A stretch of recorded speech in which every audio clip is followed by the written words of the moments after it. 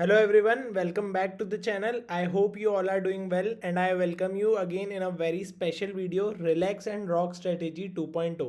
So आज से लगभग 1-1.5 साल पहले मैंने relax and rock strategy edition 1 जो हमने आपकी फर्स्ट ईयर एग्ज़ाम्स के लिए बनाया था और आज काफ़ी सारे स्टेट्स में ऑल्दो सेकेंड ईयर की एग्ज़ाम्स हो चुकी हैं आई गेस, बट मुझे काफ़ी टाइम से इसकी रिक्वेस्ट आ रही थी कि सेकेंड ईयर की एग्ज़ाम्स के लिए भी कुछ एक फाइनल 1 मंथ में एक रिविजन हो पाए, ऐसा कुछ टाइम टेबल या स्ट्रेटेजी मिल जाए तो इट वुड बी गुड। तो ऑन द सिमिलर नोट मैंने आज इस वीडियो को बनाने का सोचा है जिसमें हम सेकेंड ईयर के जो भी हमारे सब्जेक्ट्स हैं उनको 1 महीने में कैसे फिनिश करना है, राइट, जिसको हम रिलैक्स एंड रॉक स्ट्रेटेजी 2.0 देंगे। तो जैसे पिछली बार हमने करा था वैसे ही हम करेंगे कि पहले एक जनरलाइज स्ट्रेटेजी बनाएंगे हर सब्जेक्ट की और फिर जैसे कि वो स्ट्रेटेजी हमने फॉलो करी थी जिसमें हम 5 टॉपिक दिन के करते थे उसको करेंगे। तो चलिए शुरू करते हैं वीडियो से। वीडियो के पहले एक अनाउंसमेंट है आप लोगों के लिए कि जो सेकेंड ईयर के इंपॉर्टेंट क्वेश्चंस हैं या टॉपिक्स हैं जिसको आप एज अ टाइम टेबल कैसे भी यूज़ कर सकते हैं तो वो रेडी हो चुका है ना, और उसका लिंक डिस्क्रिप्शन में मैं दे दूंगा तो आप उसे ले सकते हैं और उससे फिर आपको एक कंसाइज टॉपिक्स मिल जाएंगे जिसमें कोई यूनिवर्सिटी का बायस नहीं है, वो सभी चीज़ है जो उस चैप्टर से आ सकती है और आनी चाहिए, तो सबके लिए आई गेस यूज़फुल रहता है। तो चलिए शुरू करते हैं, आप इसको लिंक डिस्क्रिप्शन से ले सकते हैं। तो हम सबसे पहले सब्जेक्ट वाइज स्ट्रेटेजी देखेंगे और जिसकी आई गेस सबसे ज़्यादा नीड होती है in the second year is pharmacology, because pathology आप काफ़ी पढ़ते हो, याद भी रहता है, बट फार्मेकोलॉजी याद नहीं रहता, राइट। सो फार्मेकोलॉजी स्ट्रेटेजी में we will first of all look upon what are the topics that you need to know anyhow and what is the revision copy ka concept. So I want you all to make a revision copy in which you just write कोई भी drug हो तो आप उसका mechanism of action, effects, whatever there is effect and that is kinetics, कौन सा order of kinetics follow करता है, फिर डोज रिलेटेड जो भी उसके इफेक्ट्स आ रहे हैं, है ना, उसके फिर उसके कारण कुछ इंडिकेशंस होंगे, कुछ कॉन्ट्रा इंडिकेशन होंगे, कुछ इंट्रैक्शन होंगे और कुछ एडवर्स इफेक्ट्स होंगे। तो ये एटलीस्ट जो आपके पास कम से कम जैसे जो मैंने ये लिस्ट बना रखी है इसमें ड्रग्स के नाम है, राइट।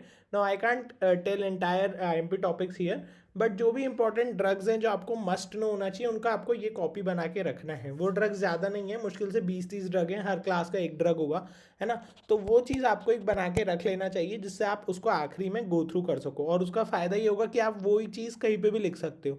अगर वो ड्रग आया स्पेसिफिक तो ठीक, अगर वो क्लास आई तो भी आप उसमें ये पॉइंट्स लिख सकते हो, right. So please prepare a copy for this content. Now there are some diseases which I guess you need to have on tips, ठीक है। अगर आपसे कोई नींद में भी पूछे पेप्टिक अल्सर में क्या ड्रग्स दोगे तो आपको पता होना चाहिए, राइट। तो ऑन द सिमिलर नोट्स ये कुछ डिसीज है जो आई गेस कि आपको अगेन एक कॉपी बना लेना चाहिए जिसमें आप कर सकते हैं इसको एक बार पेन डाउन कि क्या क्या इसमें ड्रग्स हैं, right. So this are the things which I think should be done at any cost, जल्द से जल्द, ठीक है। अब उसके बाद I will tell you must must must topics, right, मतलब कैसे अप्रोच करना है यूनिट्स को। और अगर आपके पास कम टाइम है, ये तो 1 महीने की बात है, अगर किसी के पास 5 या 10 दिन ही है और उसको सिर्फ बहुत कंसाइज कंटेंट चाहिए जिससे थोड़ा किस्मत बैठ जाए तो वो पास हो जाए, तो उसके लिए अब हम बात करते हैं। तो इसमें दिस इज़ जनरल फार्मेकोलॉजी वाला, तो उसमें आपको रूट्स, आपको फार्मेकोकाइनेटिक्स, फार्मेकोकाइनेटिक्स में एटलीस्ट ये 2 टॉपिक, और फार्मेकोडायनामिक्स, इतने तो पता होने ही चाहिए, right. These are just must, these are not important topics entirely, ठीक है। इंपॉर्टेंट टॉपिक्स तो अलग चीज़ है, बट अगर हम बात करें मस्ट, इतना तो आना ही चाहिए, तो ये आना चाहिए, राइट। तो अब इसको मैं आपको ऐसे ही बताना चाहूँगा कि आपको मेन जिसमें मैंने ज़्यादा चीज़ें लिखी वो चैप्टर आप पहले स्टार्ट करो। अब इस चैप्टर को आप पहले स्टार्ट नहीं करोगे तो भी चलेगा, इसमें काफ़ी कम टॉपिक इंपॉर्टेंट है। लेकिन एएनएस की चारों क्लासेस ऑफ ड्रग, चाहे वो cholinergic, anti cholinergic, sympathomimetic, anti sympathomimetic हो, सारे इंपॉर्टेंट है, right. So you need to start first of all with ANS, ठीक है।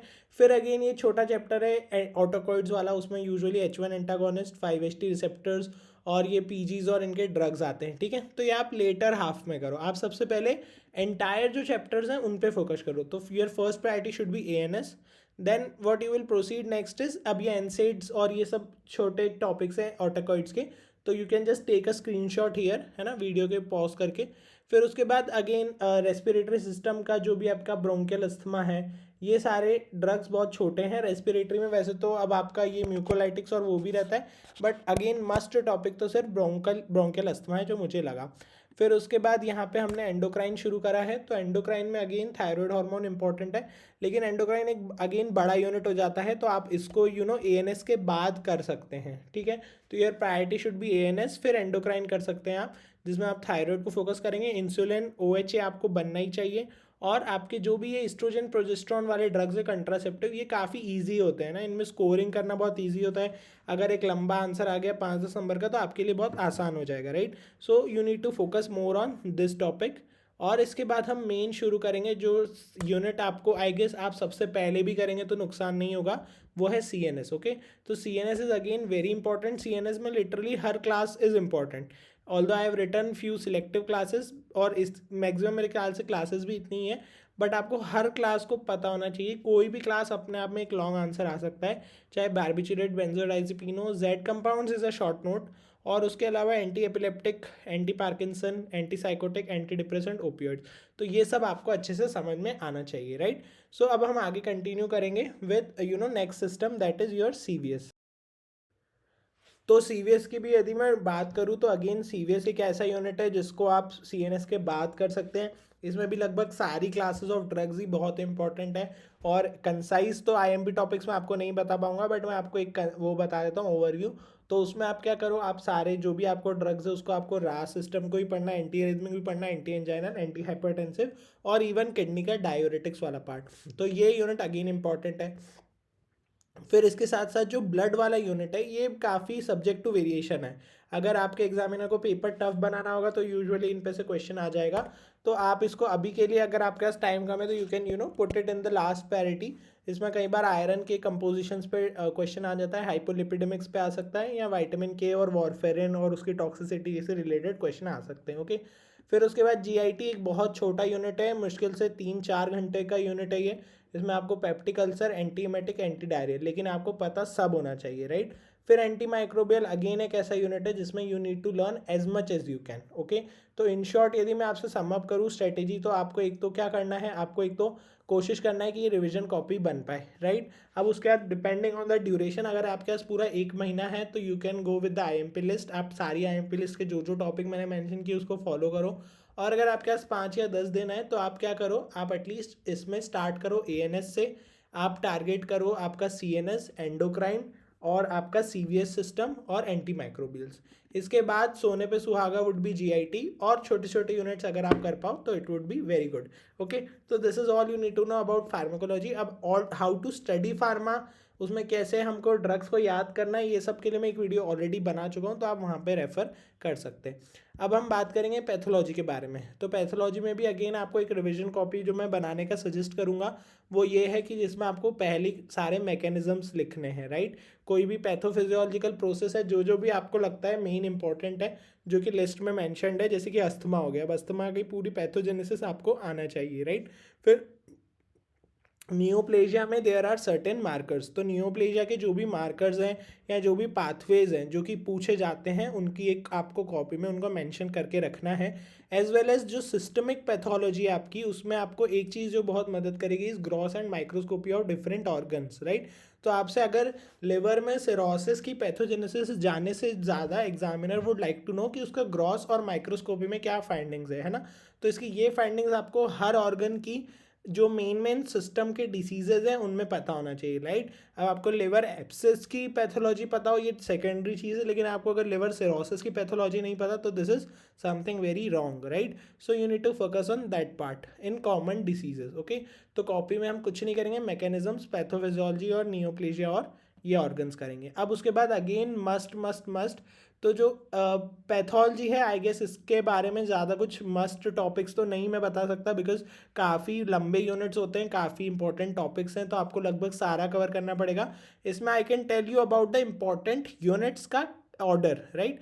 तो एक तो आपको हीमेटोलॉजी गलती से भी नहीं छोड़ के जाना है। अब हीमेटोलॉजी काफ़ी वास्ट यूनिट लगता है, तो उसके लिए मैं बता दूं आपको मेन मेन हीमेटोपोइसिस बनना चाहिए। You should know about anaemia का रफ क्लासिफिकेशन, और फिर उसके बाद आयरन डेफिशिएंसी, मेगेलो और ए प्लास्टिक, ये 3 तो इंपॉर्टेंट है ही। इसके साथ साथ हीमोलिटिक एक थोड़ा बड़ा हो जाता है, तो उसमें आप सिकल सेल को पढ़ लें तो वो भी आपके लिए अभी के लिए सफिशिएंट होगा, अगर आपके पास प्रोवाइडेड टाइम कम है। देन उसके बाद again white cell disorders are very important, leukaemia का क्लासिफिकेशन पूछा जाता है। देन उसके साथ साथ you need to know about these all ALL and AML, or you can maybe leave CML for now if you have less time. Then whatever is the hemostasis और thrombosis वाला जो unit है ना, kind of haematology है लेकिन अलग है, blood है। तो ये एक ऐसा यूनिट है जो मतलब आपको अगर आप कर लेते हैं तो it will help you not only in pathology but overall, मतलब आगे चल के सर्जरी में भी, राइट। तो ये आप चीज़ इसको ध्यान रखिए।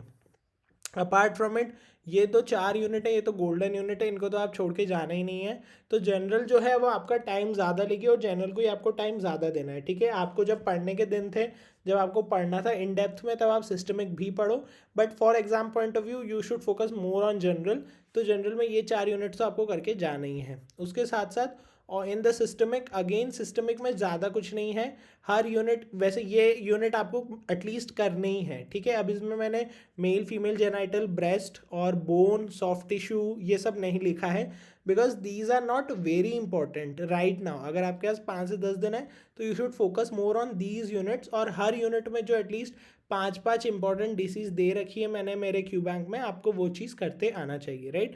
सो this is what you need to know about pathology. तो ऐसा कुछ बहुत अलग सा नहीं है पैथोलॉजी में भी। अब कैसे पढ़ना है, I need not to tell you that at this stage, but you should always remember these certain points. आप इनके स्क्रीनशॉट ले लीजिए, या मैं I will try to get this PDF on the Telegram group.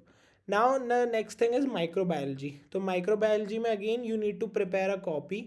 अब इसमें कई स्टूडेंट्स अपूर्व शास्त्री से पढ़ रहे हैं। मैंने तो जितना फीडबैक लिया, मुझे ये पता चला कि कॉलेजेस में तो बैक्टीरिया वाइज ही पढ़ा रहे हैं कई कॉलेजेस में। तो I am not sure of that part कि आपको क्वेश्चंस कैसे आने हैं। Let me know in the comments अगर कुछ पैटर्न डिसाइडेड है तो I can work on that thing. But अभी के लिए आई गेस आपको एक ही कॉपी बनानी है जिसमें आपको कोई भी बैक्टीरिया हो, इसमें आपको कोई बैक्टीरिया छोड़ के नहीं जाना है। बिकॉज क्या होता है ना, माइक्रो में एक भी बैक्टीरिया अगर आ गया 5 नंबर का तो आप कुछ लिख ही नहीं पाओगे, क्योंकि आपने कभी पढ़ा ही नहीं है, right. So you need to prepare almost every bacteria, मतलब जो IMP लिस्ट में दिया है। इट्स नॉट लाइक कि आपको सारे बैक्टीरिया करना है, 47 बैक्टीरिया, बट इसके कुछ ऐसा मस्ट टॉपिक नहीं है। इसमें आपको लगभग जो बैक्टीरिया IMP लिस्ट में दे रखे हैं वो सारे करिए। वायरस भी जो IMP लिस्ट वाले हैं, पैरासाइट सब, उन सब में आपको कुल मिला के बस एक ही कॉपी बनाना है, और इसमें आपका सारा समअप हो जाएगा। मॉर्फोलॉजी, कल्चरल आइसोलेशन, पैथोजेनिसिटी, क्या डिसीज कॉज कर रहा है, बायोकेम रिएक्शंस, एंटीजेंस अगर उस पर है तो, विरुलेंस फैक्टर्स उसके क्या क्या हैं, टाइपिंग मेथड्स नहीं भी याद रखेंगे तो चलेगा, lab D, prevention and treatment, ठीक है। तो अब जब आपको डिसीजेज याद होगी, तो अगर निमोनिया आपने 10 बैक्टीरिया में लिख रखा है तो आपका निमोनिया का आंसर भी इसी में से बनेगा। आप अगेन निमोनिया हेडिंग देंगे, उसमें वो 10 ऑर्गेनिज्म लिख देंगे। आप निमोनिया कॉजेटिव ऑर्गेनिज्म की पैथोजेनिसिटी याद रखेंगे तो आप निमोनिया की पैथोजेनेसिस वही लिख देंगे। फिर आपको अगर ये याद है लैब डायग्नोसिस एक पर्टिकुलर ऑर्गेनिज्म का, तो आप उससे निमोनिया का लैब डी लिख देंगे। अगर आपको एक ऑर्गेनिज्म का ट्रीटमेंट याद है कि अगर स्टेफ और इसमें हम ये दवाई देते हैं तो निमोनिया में भी वही दवाई देंगे, राइट। सो ऐसा कुछ नहीं है कि डिसीज वाइज पढ़ने से बिल्कुल अप्रोच बदल जाती है, सब्जेक्ट बदल जाता है। सब्जेक्ट नहीं बदलेगा, कंसेप्ट नहीं बदलेंगे। You need to first of all any way you need to focus on the organism. जब तक आपको स्ट्रेप्टोकोकस निमोनिया का विरुलेंस फैक्टर ही नहीं पता है, how could you learn pneumonia. Because virulence factor ने ओवर प्ले किया है बॉडी की इम्यूनिटी को जब भी निमोनिया हुआ है, right. So you need to focus more on this part. और अभी आप बाकी सब चीज़ों का टेंशन नहीं लीजिए कि पैटर्न बदल गया है या NMC guidelines what ever. You need to just focus upon these particular topics. So just get the IMP list and focus on these particular topics. If you have less time, take the screenshot and focus more on these particular topics. And whatever feedback you have regarding microbiology, please let me know. And do not forget to subscribe the channel and hit the bell icon, and also share the video to your friends. Thank you so much guys. All the best. Stay safe, stay healthy. And yes, regarding the relax and rock strategy, again in the QBank and IMP topics list there are roughly 150 topics, right. So जैसे हमने पिछले साल किया था, आपको क्या करना है, आपको 5 टॉपिक दिन के करना है, और आप मुझे टैग कर सकते हैं मेरे इंस्टाग्राम मैथशॉर्ट्स हैंडल पे, and then we will post, और इसको हम एज अ चैलेंज इसको चालू रखेंगे, right. So relax and rock strategy 2.0, 150 topics, right. I will write here 150 topics है इस IMP लिस्ट में, है ना। और उसको आपको जो है इन 30 डेज आपको उसको करना है, और 5 topics a day, right. So thank you so much. I hope you got the message, you got the learning on what to do and how to do, and till then take care and stay safe, stay healthy.